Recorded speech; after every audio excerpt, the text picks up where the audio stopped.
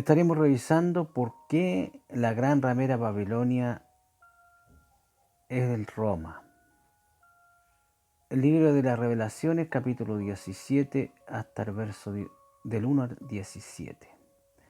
Vino entonces uno de los 7 ángeles que tenían las 7 placas postreras y habló conmigo diciendo: ven acá y te mostraré la sentencia que en contra de la gran ramera que está sentado sobre muchas aguas, con la cual han fornificado los reyes de la tierra, y los moradores de la tierra se han embriagado con el vino del furor de su fornicación.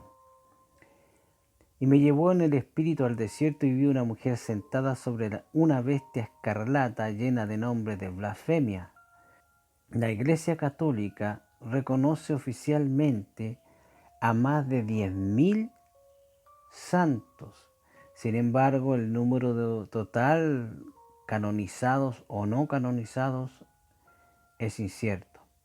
Esos nombres de blasfemia son estos nombres de santos que la religión católica nombra como santos venerables, a quien se le pueden levantar oraciones y un montón de blasfemias más. Esos son los nombres de blasfemia.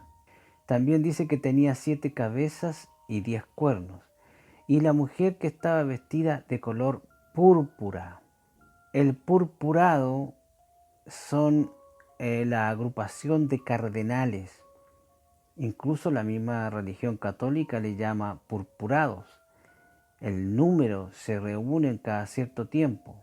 El consistorio del 28 de noviembre, el séptimo convocado por el Papa Francisco, eleva a 229 el número de miembros del colegio de cardenales. Ese es el purpurado. No es coincidencia que la mujer vaya vestida de púrpura y escarlata. Escarlata es rojo. Ustedes han visto a los curas vestidos de rojo, entonces no hay más que decir. También estaba adornada de oro y de piedras preciosas. Diarios Bultaco, León, España. Oro y piedras preciosas. Opinión sobre la Basílica Papale di San Pedro. Esto fue escrito el 6 de septiembre del 2018. Situado dentro de los museos vaticanos, donde hay tanto que ver que se necesitan varios días si quieres verlo todo. El tesoro, colección de cálices, rosarios, cruces, joyas, acumulación de oro, como si no hubiese un mañana.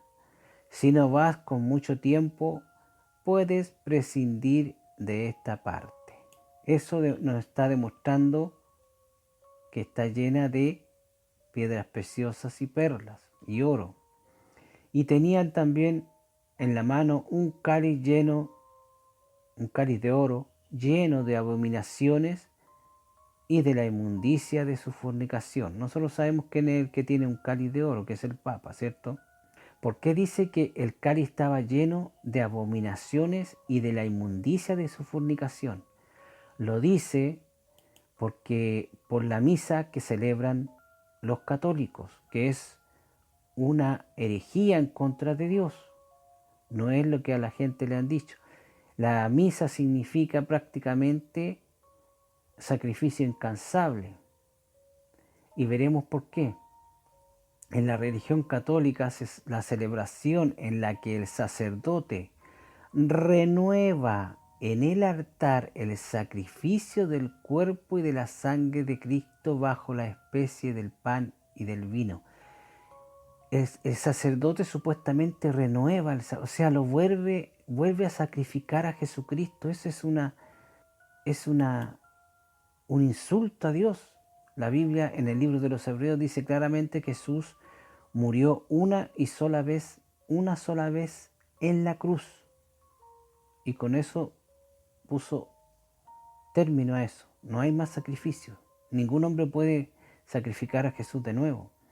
En la misa, en la religión católica, la celebración en la que el sacerdote renueva en el altar el sacrificio y el cuerpo de la sangre es una abominación delante de Dios.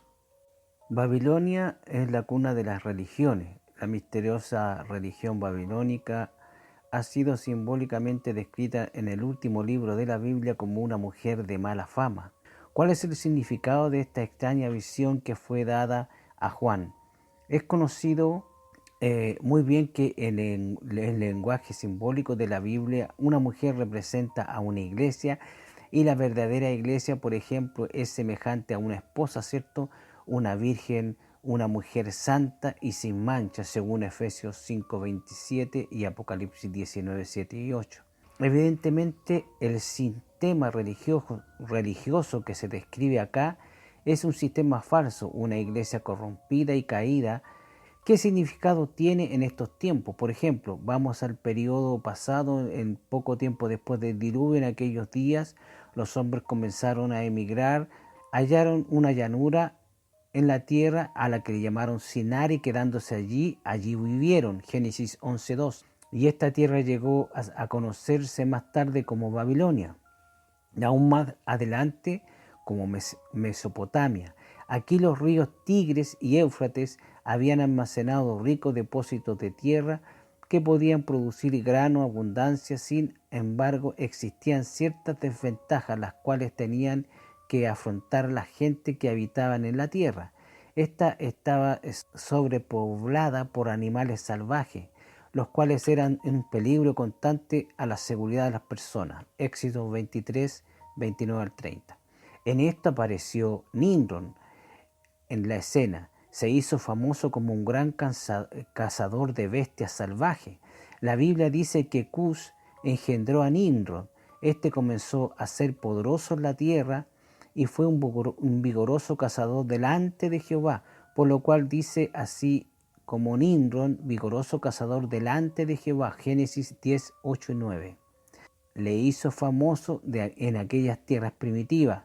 Como lo declara la Escritura, se volvió poderoso en la tierra, era un líder famoso en los sucesos del mundo. Nimrod era tan poderoso y era tan grande la impresión que causó en las personas que el Oriente está lleno actualmente de tradiciones de sus extraordinarias proezas. Habiendo obtenido un gran prestigio entre la gente, Nimrod estableció un sistema para obtener una mejor protección. En vez de pelearse constantemente con las distintas bestias, él organizó que la ciudad fuera rodeada por un muro de protección. Y después de que hizo este muro, se le ocurrió la idea también de dar otra protección dentro de la ciudad misma, eligiendo un reino y por supuesto escoger un rey para que reine sobre ellos.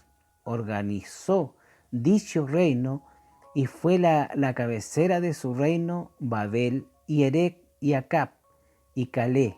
Como lo dice la enciclopedia judía, Nimrod fue aquel quien hizo a la gente rebelarse en contra de Dios, un poderoso cazador ante Jehová. La palabra ante en este caso también denota un significado hostil.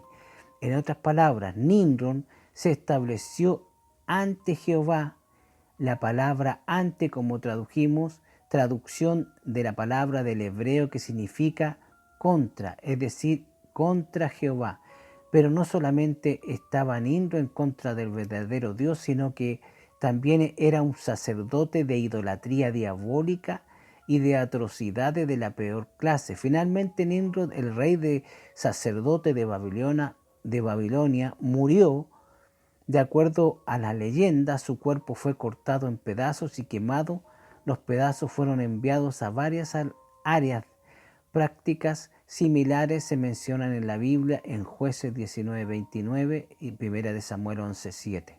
Después de la muerte de Nimrod, su esposa, la reina Semiramis, lo proclamó como un dios solar. Más tarde, cuando esta mujer adúltera e idólatra dio a luz un hijo ilegítimo, proclamó que su hijo, llamado Tamuz, era de nombre, no era más y menos que el mismo Nimrod renacido. Ahora la reina madre Tamuz, sin duda, que había escuchado las profecías de la venida del Mesías, por supuesto, que naciera de una mujer virgen, ¿cierto? entonces esta copió esa idea. La copió porque se sabía desde Génesis 3:15 y 16 que el Mesías nacería de una mujer virgen. Y fue así que como comenzó a suplantar falsamente acerca del verdadero plan de Dios. Siglos antes de la venida de Jesús, la reina Semiramis, como un instrumento en las manos de Satanás, proclamaba que su hijo fue concebido en forma sobrenatural y que aquel era la semilla prometida, es decir, el Salvador del mundo. Pero no solamente era el pequeño adorado, sino que también la mujer, la madre, lo era tan bien adorada o más que a su hijo, el hijo de Dios solar, como se consideraba. Nimrod era el dios solar o también llamado Baal. El fuego era considerado como una representante de la tierra. Se encendían candeleros y fuegos rituales en su honor, como lo veremos más adelante. También se simboliza a Nimrod por medio de símbolos solares.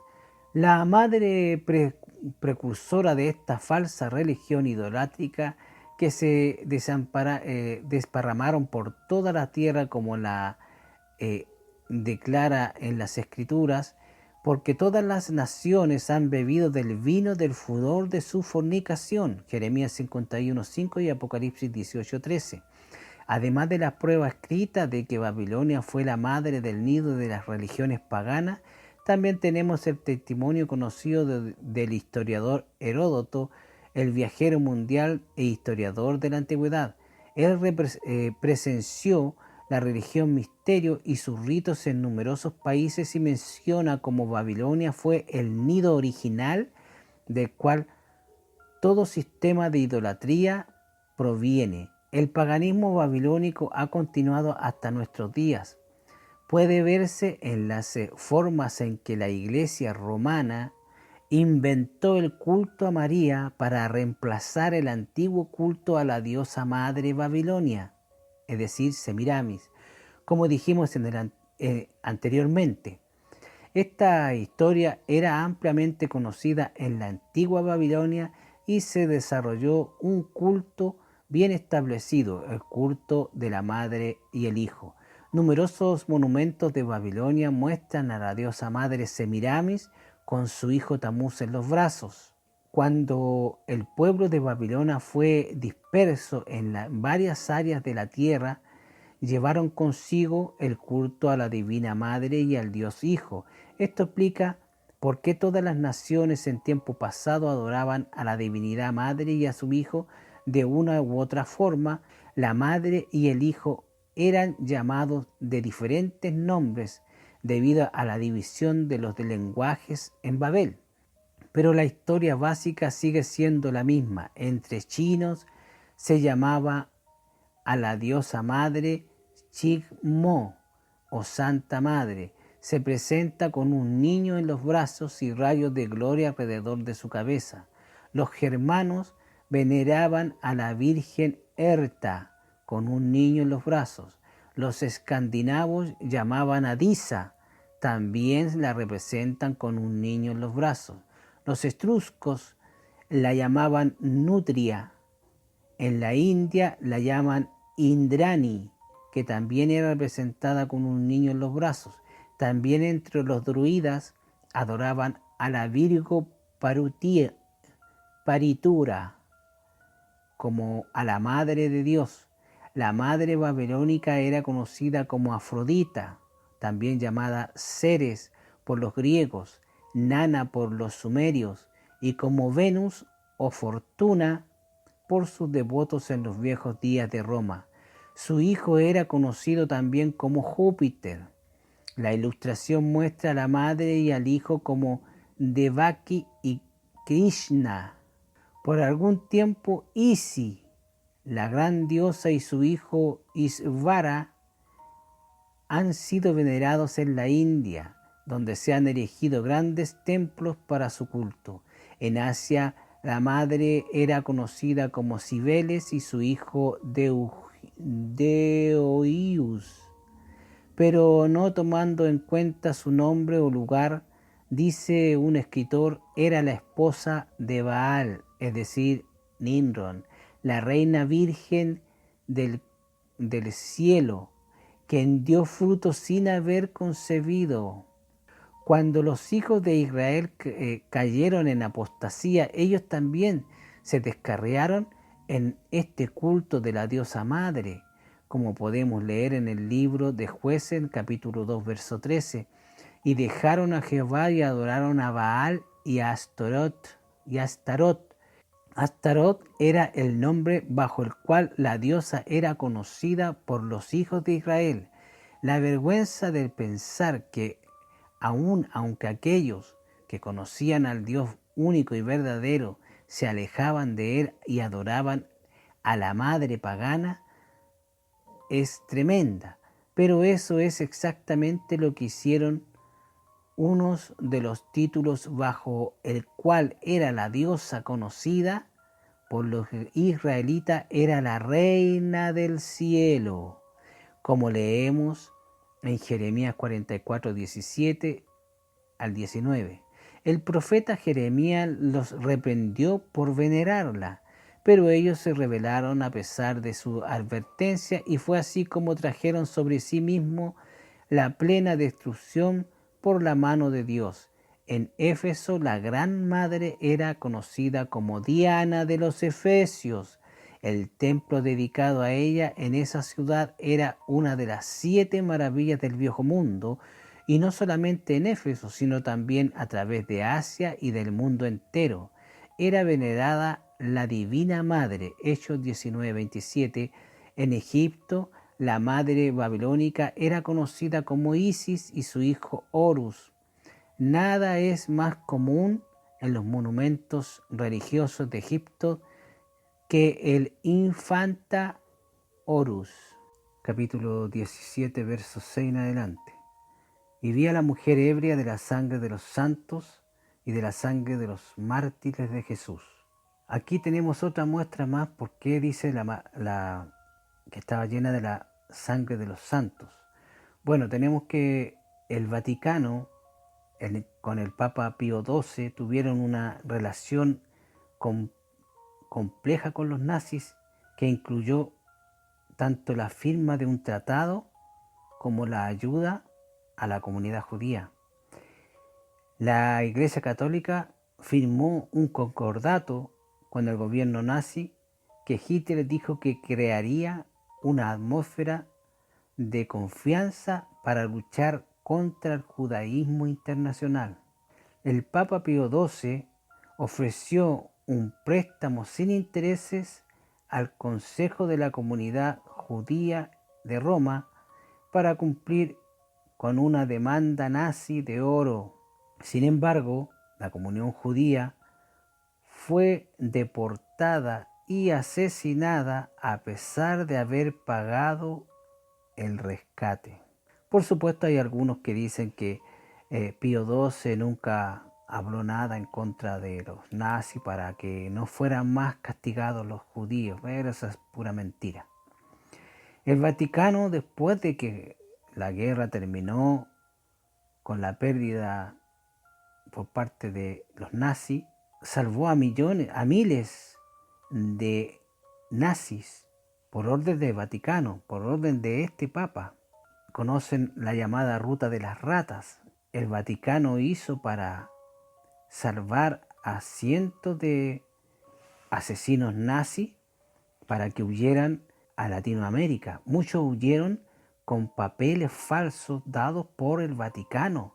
Algunos que se hacían pasar como cura fueron sacados de Europa por el Vaticano.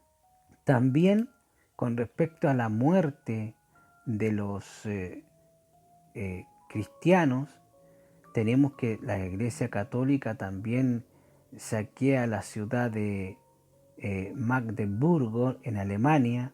Alrededor de 30.000 protestantes, esos son evangélicos, fueron asesinados en una sola iglesia. 50 mujeres fueron encontradas decapitadas. Cuenta el poeta Friedrich Schiller, y los infantes se encontraban todavía en los pechos de sus madres muertas. Los católicos mataban a Gaspard de Coligny, un líder protestante. Después de asesinarlo, a la horda católica mutiló su cuerpo, cortándole su cabeza, sus manos y sus genitales. Después lo tiraron al río. Después de haberlo tirado del río, se arrepintieron y dijeron que no era digno que fuera comido por los peces. Lo sacaron del agua, lo arrastraron y lo llevaron a Montfaucon para hacer carne de carroña y de gusanos. En el febrero del año 1601, la plaza romana de Campo dei Fieri vio como Giordano Bruno, despojado de sus ropas y atado a un palo en la lengua, aferrada a una presa de madera para que no pudiese hablar, fue quemado vivo, al igual que sus trabajos en cumplimiento de las sentencias dictadas pocos días antes por el Tribunal Romano de la Inquisición. Tras un largo, tortuoso proceso, ¿para qué te voy a decir más? Los distintos atropellos y asesinatos. El Vaticano mató a John Hus, un sacerdote católico, por el solo hecho de predicar la Biblia. Después también condenó a muerte y en la hoguera a William Tyler, otro sacerdote católico que imprimió por primera vez la Biblia a las lenguas vernáculas como el inglés o el alemán. Así que ahí se cumplen estas dos partes que dice el verso 6 del capítulo 17. Y vi la mujer ebria de la sangre de los santos, porque persiguió y mató a los judíos, también les robó, y también a la sangre de los mártires de Jesús, porque empezó a matar a todo aquel que no hiciera caso de lo que ellos querían, y murieron familia entera solamente por saber ser Padre Nuestro. Y el ángel me dijo: ¿por qué te asombras? Yo te diré el misterio de la mujer y de la bestia que la trae, la cual tiene 7 cabezas y 10 cuernos. Y la bestia que vi era y no es, y está para subir del abismo e ir a la perdición. Y se asombró viendo a la bestia que era y no es. Ahora, ¿por qué dice que era y no es? Porque esta bestia estuvo en la antigua Babilonia y en cada uno de los reinos de los imperios que ocuparon la tierra, y ahora ya no está, pero va a subir del abismo. Esto para la mente que tenga sabiduría. Las 7 cabezas son 7 montes en los cuales se sienta la mujer. Esos 7 montes rodean Roma y se llaman Palatino, Ponquidoglio, Aventino, Esquilinio, Selinio, Quirale, Vinale. Los nombres bien raros, pero son 7 montes. Ahí tenemos otra. Usted dirá, hay otras ciudades que están rodeadas de 7 montes. Sí, pero más adelante hay una señal que es mucho más poderosa. Las 7 cabezas son 7 montes y a la vez también son 7 reyes. 5 de esos 7 reyes han caído. ¿Cuáles son esos 5 reyes? Son los reyes que estaban en el imperio de egipcio, en el asirio, en el babilonio, en el media Persia y en el de Grecia. Uno es, ese que es el imperio romano, porque esto fue escrito mientras Roma todavía estaba reinando la tierra. Por eso que aquí dice uno es el emperador romano que está en ese momento. Y el otro, el que viene después, aún no ha venido, porque ese todavía no se ha puesto. Ese es el anticristo. Y cuando venga será necesario que sea por breve tiempo, que va a ser 7 años.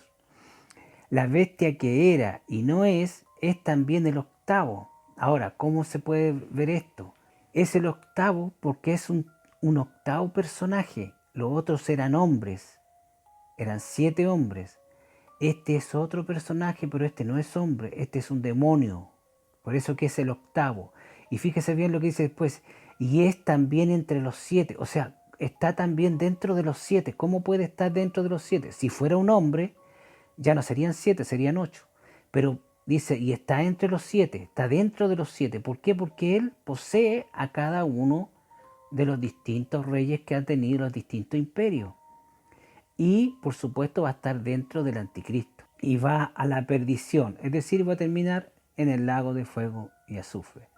Los 10 cuernos que has visto son 10 reyes que aún no han recibido reino, pero que por una hora recibirán autoridad como reyes juntamente con la bestia.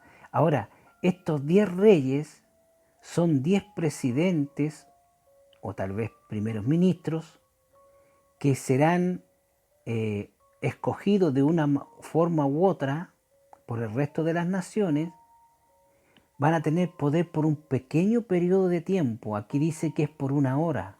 Puede ser una hora literal, como puede ser un tiempo corto, tal vez una semana, tal vez días, y tendrán una autoridad, que se les va a dar una autoridad como reyes, juntamente con la bestia. Estos son los que van a entregar ese poder al anticristo. Porque la Biblia dice aquí que tienen el mismo propósito y entregarán su poder y su autoridad a la bestia, es decir, al anticristo. Terminarán entregando ellos, esos 10, ese poder que les fue delegado a ellos temporalmente al anticristo. Toda esta gente pelearán contra el Cordero y el Cordero los vencerá, porque el Señor es Señor de señores y Rey de reyes, y los que estén con él son llamados y elegidos fieles. Me dijo también, las aguas que has visto donde se sienta la ramera son pueblos y muchedumbres y lenguas. Eso creo que queda totalmente claro.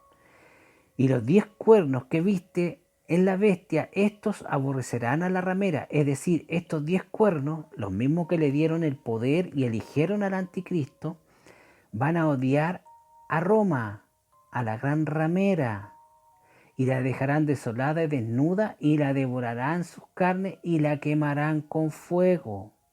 Esto porque Dios ha puesto en su corazón el ejecutar eso, que se uniesen, escogiesen al anticristo y después dar la destrucción a la gran ramera y dar el reino a la bestia hasta que se cumpla la palabra de Dios.